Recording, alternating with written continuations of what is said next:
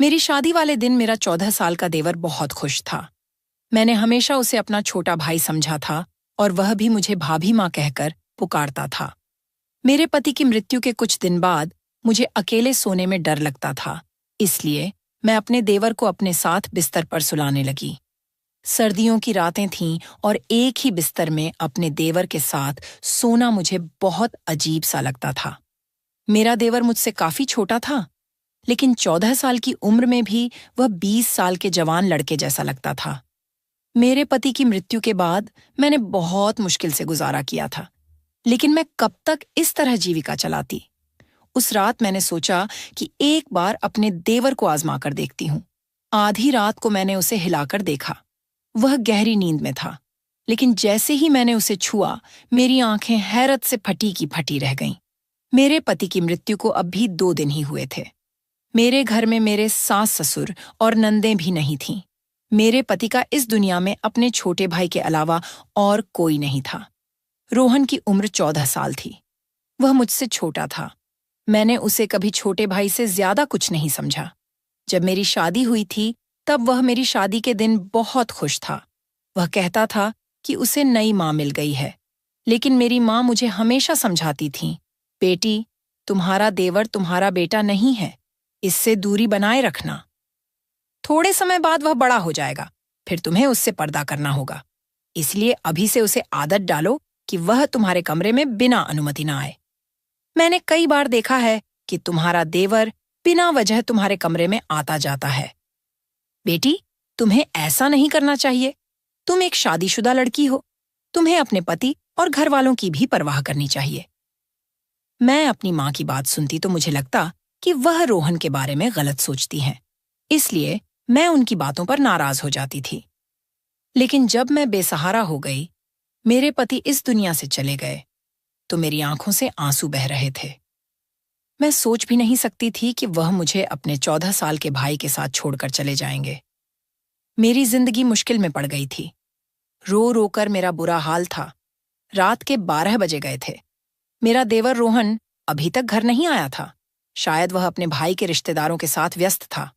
मेरा दिल इस बात से संतुष्ट था कि अगर वह घर नहीं आता तो यह अच्छी बात है, क्योंकि अगर वह घर आ जाता तो मुझे असहज महसूस होता। मुझे बार बार अपनी माँ की बातें याद आ रही थीं। तभी इस बड़े घर के दरवाजे पर दस्तक हुई। मेरा दिल उछल कर गले में आ गया। मैंने सोचा, पता नहीं कौन होगा, लेकिन बाहर से रोहन की आवाज आई, भाभी, दरवाजा खोलो, मैं हूं। मैंने डरते डरते दरवाजा खोला। आज ये घर मुझे जंगल जैसा लग रहा था। रोहन मुझे एक छोटा सा भेड़िया लग रहा था। पता नहीं क्यों मैं उसके बारे में इतना बुरा सोचने लगी थी। भाभी, आपने खाना खाया? उसने मासूमियत से पूछा। उसकी नजरें झुकी हुई थीं और उसके हाथ में एक थैली थी। थैली में चावल थे जो होटल से लाए हुए लग रहे थे। उसने एक प्लेट में चावल डाले और मेरे सामने रख दिए। भाभी, मुझे खाना बनाना नहीं आता। मैं आपके लिए बाहर से खाना लाया हूं। आप खा लीजिए, वरना आप भूखी मर जाएंगी। मैं अपने भाई के बाद अपनी माँ को नहीं खोना चाहता। रोहन की आंखों में भी आंसू थे। वह मुझे माँ कह रहा था, लेकिन मेरी माँ की बातें मेरे दिमाग से नहीं निकल रही थीं। भाभी, आपको चिंता करने की जरूरत नहीं है। मैं आपका सहारा बनूंगा। आप इस घर से कभी मत जाना। वह बहुत भावुक बातें कर रहा था, लेकिन मेरे मन में कई आशंकाएं घूम रही थीं। फिर उसने एक अजीब बात कही, भाभी, आप इस कमरे में सो जाइए। दूसरा कमरा तो छत के पास है। मुझे लगता है कि आपको छत वाले कमरे में नहीं रहना चाहिए। अब तो सबको पता है कि हमारे घर में भाई की मृत्यु हो गई है। कोई भी बुरी नीयत से हमारे घर आ सकता है। मैं हैरान थी कि रोहन इतनी छोटी उम्र में ऐसी बातें क्यों कर रहा है। क्या किसी ने उसे कुछ कहा था? लेकिन उसकी बातें मुझे ठीक लगीं। मैं उसके कमरे में चली गई। रोहन का कमरा दूसरी तरफ था, जबकि मैं और मेरे पति छत के पास वाले कमरे में रहते थे। मुझे बहुत अजीब लग रहा था। आज पहली बार मैं अपने कमरे के अलावा किसी और के कमरे में आई थी। लेकिन जो कुछ मैंने रोहन के कमरे में देखा, उसने मेरी आंखें फटी की फटी रहने पर मजबूर कर दीं। कमरे का दरवाजा बंद करते ही मेरी नजर एक ऐसी चीज पर पड़ी जिसने मेरे होश उड़ा दिए। वैसे तो वह 14 साल का बच्चा ही लगता था, लेकिन मेरी माँ की बात सही थी। रोहन जो कुछ कह रहा था वह एक बड़ा और समझदार आदमी ही कह सकता था। उसके कमरे में मेरा जेवर देखकर मेरा दिल खटक उठा था। मैंने उसे तालों में छुपा कर रखा था, लेकिन यह सब रोहन के हाथ कैसे लग गया, ये बहुत अजीब बात थी। मैंने सोचा कि सुबह होते ही मैं उससे इस बारे में सवाल करूंगी, लेकिन उस वक्त मुझे बहुत नींद आ रही थी। मैंने दरवाजे को अंदर से अच्छी तरह बंद कर लिया और सोने की तैयारी करने लगी। पता नहीं क्यों मुझे बहुत नींद आ रही थी। हालांकि पिछले 2 दिनों से मुझे नींद नहीं आई थी, लेकिन आज मुझे लग रहा था कि जैसे रोहन के लाए चावल खाने से मेरी आंखों पर नींद छा रही थी। मैंने सोचा, कहीं चावल में कुछ तो नहीं मिला, लेकिन मुझे सोचने का मौका ही नहीं मिला। जब मेरी आंख खुली तो सुबह के 10 बजे थे। मैं हैरान थी कि मुझे आज इतनी नींद कैसे आ गई। पिछले 2 दिनों से मुझे बिल्कुल नींद नहीं आई थी, लेकिन आज चावल खाने के बाद मेरी आंखें ऐसी बंद हुईं जैसे किसी को शराब पिला दी हो। मैं हैरान थी, ऐसा तो नहीं होना चाहिए था। मेरे मन में बार बार यही ख्याल आ रहा था कि कहीं रोहन के लाए चावल में कुछ मिलाकर तो नहीं दिया गया। लेकिन रोहन ऐसा क्यों करेगा? मैं आंखें मलते हुए बाहर आई तो देखा कि रोहन किचन में चाय बना रहा था। उसे देखकर मुझे बहुत बुरा लग रहा था। भाभी, आप सो गई थीं। आपको अच्छी नींद आई ना? उसने मेरी तरफ देखकर कहा। मैंने फीके लहजे में कहा, हाँ, आज मुझे बहुत नींद आई। क्यों नहीं आएगी भाभी? मैंने आपके चावल में नींद की गोली मिलाई थी। मैंने अपने दोस्त को बताया था कि मेरी भाभी को नींद नहीं आती।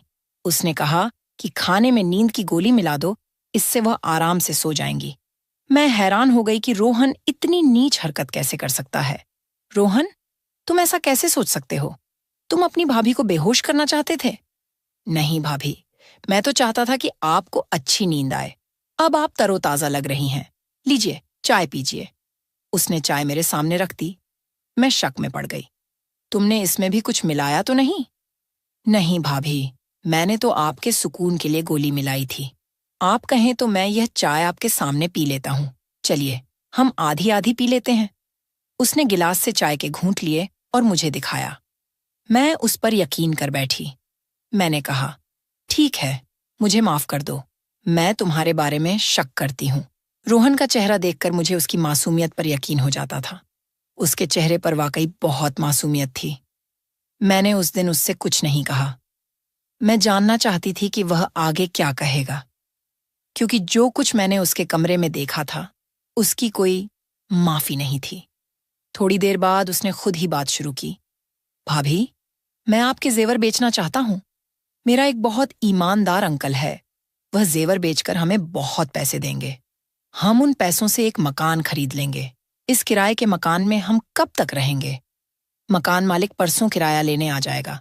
हमारे पास तो पैसे भी नहीं हैं। रोहन की बात सुनकर मैं हैरान रह गई।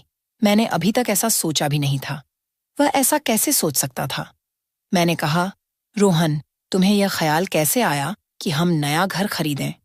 भाभी, मुझे आगे शादी भी करनी है। हमें सारी जिंदगी एक साथ रहना है। हमारे पास अपना घर होना चाहिए। किराए के घर में इंसान सिर्फ जलील होता है। रोहन की बात ठीक थी, इसलिए मैंने जेवर के बारे में कुछ नहीं कहा। लेकिन मुझे डर था कि अगर जेवर बेचकर पैसे नहीं आए तो क्या होगा? मैं एक बेवा औरत थी और मेरा देवर 14 साल का था।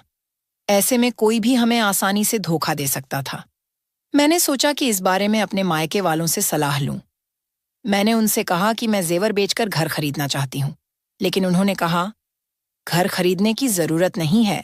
तुम अब बेवा हो चुकी हो, तुम्हें हमारे घर आना होगा। मैं उनके घर नहीं जा सकती थी। मैं जानती थी कि मेरे भाई अपनी पत्नियों के गुलाम हैं। वे अपनी बेवा बहन को कभी सहारा नहीं देंगे। जिंदगी भर उनके सहारे नहीं रहा जा सकता। यह अच्छा मौका था। मैं अपने जेवर बेचकर घर खरीद सकती थी।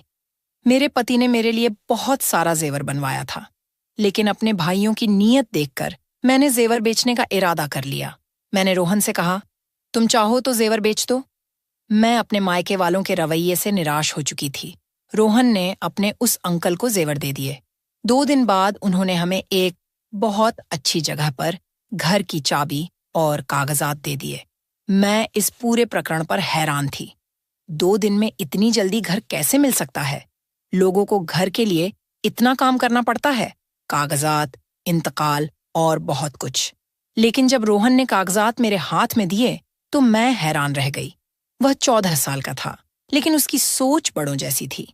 फिर उसने एक अजीब बात कही, भाभी, हम घर साफ कर लेंगे, फिर आपसे जरूरी बात करनी है। उसकी आंखों में एक अजीब सी बेचैनी थी, जिसे देखकर मैं समझ नहीं पा रही थी कि वह मुझसे क्या कहना चाहता है। उस वक्त मैं जल्दी में थी। हमने घर में सारा सामान रख दिया था। अब हमें खाने पीने और राशन की चिंता थी। मैंने तो कभी नौकरी भी नहीं की थी। फिर रोहन यह क्यों कह रहा था कि उसे मुझसे जरूरी बात करनी है? मेरे मन में कई सवाल थे, लेकिन मैं चुप रहना चाहती थी। शाम को मैंने सारा सामान अपनी जगह पर रख दिया। वैसे भी हमारा सामान ज्यादा नहीं था। मैंने अच्छा खाना बनाया, बिल्कुल वैसा जैसा मैं अपने पति के लिए बनाया करती थी। मैं रोहन का इंतजार कर रही थी, क्योंकि वह इस घर का हिस्सा था। मैं नहीं चाहती थी कि वह बाहर जाकर गंदा खाना खाए। मैंने उसके लिए बहुत मेहनत से खाना बनाया था, लेकिन उस दिन वह घर नहीं आया। मुझे बहुत अजीब लगा। उसे इस वक्त घर होना चाहिए था। रात के 10 बज गए थे। मेरे पति की मृत्यु से पहले वह शाम 5 बजे तक घर आ जाता था और फिर बाहर नहीं निकलता था। मुझे डर लग रहा था। मैं उसका इंतजार करने लगी। रात के 12 बजे उसने दरवाजे पर दस्तक दी। मैंने गुस्से से दरवाजा खोला और उस पर बरस पड़ी। कहाँ चले गए थे रोहन? तुम्हें शर्म नहीं आती? मैं तुम्हारी बेवा भाभी तुम्हारा इंतजार कर रही थी। मैंने तुम्हारे लिए खाना बनाया और तुम हो कि अपने भाई के जाते ही आवारा हो गए। आखिर ऐसी कौन सी बात है जो तुम घर में नहीं कर सकते? तुम्हें बाहर जाना पड़ता है। अपने दोस्त को यहीं बुला लिया करो। भाभी, मैं ऐसा नहीं कर सकता। उसने गुस्से से मुझे देखा, जिससे मैं डर गई। लेकिन वह तो एक बच्चा था। मैंने सोचा कि मैं उसे डरा सकती हूँ। मैं यही सोचकर बात कर रही थी कि वह मुझ पर चिल्ला उठा, भाभी, बस करो। मुझे अब आपकी कोई बात नहीं सुननी। जो खाना आपने बनाया उसे आप खुद खा लो। यह कहकर वह अपने कमरे की ओर चला गया। उस वक्त वह किसी 40 साल के मर्द की तरह गुस्सा कर रहा था। मुझे बहुत अफसोस हुआ। वह गुस्से में था। जरूर कोई बात थी। मैंने उसके कमरे में जाकर दस्तक दी। उसने दरवाजा खोला और अजीब नजरों से देखकर बोला, भाभी, एक बात कहूं, आप मुझसे शादी कर लो, वरना आप काफिर हो जाएंगी। उसकी बात सुनकर मेरी आंखें फटी की फटी रह गईं। तुम ऐसा कैसे सोच सकते हो कि मैं तुमसे शादी करूंगी? तुम्हारा माँ वाला प्यार कहाँ गया? तुम मुझे सुबह शाम माँ कहते थे। अब क्या हो गया? किसने तुम्हारा दिमाग खराब कर दिया? इतनी नीच बात तुमने कैसे सोची और फिर मुंह से कैसे निकाली? मैं गुस्से से आग बबूला हो रही थी। वह बिना किसी शर्म के मेरे सामने हाथ बांधे खड़ा था और मुझे टकटकी भरी नजरों से देख रहा था। मुझे उसकी नजरों से डर लगने लगा। मैं बोलते बोलते चुप हो गई और अपने कमरे में आकर बैठ गई। मैंने कमरे का दरवाजा अच्छी तरह बंद कर लिया। मेरा दिल जोर जोर से धड़क रहा था। मैं सोच भी नहीं सकती थी कि रोहन ऐसा निकलेगा। मैंने उसे हमेशा अपने बच्चे की तरह समझा था। मेरी कोई संतान नहीं थी, लेकिन मेरे पति ने कहा था कि रोहन को अपनी संतान की तरह पालना। रोहन की बातों से मुझे बहुत तकलीफ हुई। मैंने सोच लिया कि आज के बाद मैं उससे कोई बात नहीं करूंगी। यह घर मेरे नाम था। मैं अकेली भी रह सकती थी। अगर रोहन ने फिर ऐसी हरकत की तो मैं उसे घर से निकाल दूंगी। यह घर मेरे पति के पैसों का था और मेरे नाम पर था। रोहन को इसमें रहने का कोई हक्का नहीं था, अगर वह अपनी भाभी को इज्जत नहीं दे सकता। मेरी खामोशी अब गुस्से में बदल गई थी। सुबह मैंने रोहन के कमरे का दरवाजा जोर जोर से पीटना शुरू किया। फिर मुझे एहसास हुआ कि उसका कमरा अंदर से बंद नहीं था। मैंने दरवाजा खोला तो कमरा खाली था। रोहन कहाँ गया? मेरा दिल गुस्से से पागल हो रहा था। मैंने बाहर के दरवाजे की ओर देखा तो वह बाहर से बंद था। इसका मतलब रोहन मुझे घर में कैद करके चला गया था। मुझे उससे नफरत होने लगी। इतनी छोटी उम्र में ऐसी हरकतें। मैंने अपने मायके जाने का फैसला कर लिया, लेकिन फिर याद आया कि मैं इद्दत में हूं। बार बार घर से निकलना ठीक नहीं। मैं बेबस होकर बैठ गई। मेरे पति की मृत्यु को 1 महीना हो चुका था। इस 1 महीने में रोहन कितना बदल गया था। मैं सोच रही थी कि अगर भगवान ने मुझे संतान दी होती तो मैं रोहन के सहारे न होती। मैं अपनी संतान के सहारे जी लेती। लेकिन अब मैं उसे क्या कहूं? मेरा तो उससे कोई रिश्ता भी नहीं था। जिस शख्स की वजह से रिश्ता था वह इस दुनिया से चला गया।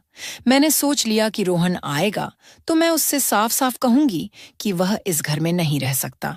शाम को, अब भी रात शुरू भी नहीं हुई थी, कि मेरे घर के दरवाजे पर जोर जोर से दस्तक होने लगी। मैंने सोचा कि शायद रोहन होगा, लेकिन जब मैंने दरवाजा खोला तो सामने 3-4 आदमी खड़े थे। वे गुस्से में लग रहे थे। उनके चेहरों पर दाढ़ियां थीं, जैसे वे धर्म के ठेकेदार हों। उन्होंने कहा, बीबी, तुम यहाँ अकेले रहती हो? मैंने कहा, हाँ, मैं अकेली रहती हूँ। वे बोले, झूठ बोल रही हो, तुम्हारा देवर भी तुम्हारे साथ रहता है। वह अब भी घर में ही होगा। ये लोग इस मोहल्ले को गंदा कर रहे हैं, इन्हें यहाँ से बेघर कर देना चाहिए। मैंने कहा, भाई साहब, हमने क्या किया? अरे, तुमने क्या किया? ये तुम हमसे पूछ रही हो? तुम अपने 14 साल के देवर के साथ अकेले रहती हो। तुम्हें पता है कि तुम्हारा पति मर गया है। तुम बेवा हो। अपने माँ बाप के घर जाओ। यहाँ शराफत से रहो। हमारे यहाँ भी बहनें बेटियां रहती हैं। ऐसे लोगों को हम बर्दाश्त नहीं करेंगे। मुझे उन पर बहुत गुस्सा आया, लेकिन मैं उनसे उलझना नहीं चाहती थी। मैंने उनके मुंह पर दरवाजा बंद कर दिया। मेरी आंखों से आंसू बहने लगे। यह सब रोहन का किया धरा था। मैंने अपना सामान बांधना शुरू कर दिया। यहाँ रहना मेरे लिए मुश्किल हो गया था। मैं जानती थी कि रोहन ने ही मेरे बारे में ऐसी बातें फैलाई होंगी कि मैं बहुत गुनहगार औरत हूँ। सच कहते हैं, ये दुनिया अकेली औरत को खा जाती है। भगवान सबकी इज्जत की हिफाजत करे। तो दोस्तों, अगर आपको यह कहानी पसंद आई तो इसे लाइक करें, कॉर्नर चैनल को सब्सक्राइब करें, बेल आइकन पर क्लिक करें और इसे ऑन एल पर सेट करें, ताकि आपको नई कहानियों की सूचना तुरंत मिले। धन्यवाद।